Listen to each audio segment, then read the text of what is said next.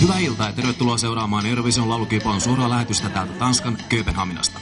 Tänä vuonna Suomea edustaa lahjakas duo Tatu ja Eeka. Tässä kappaleessa on havaittavissa sellaista alkukantaista Neandertalin sykettä. Kappaleen nimi on Hyvä syke.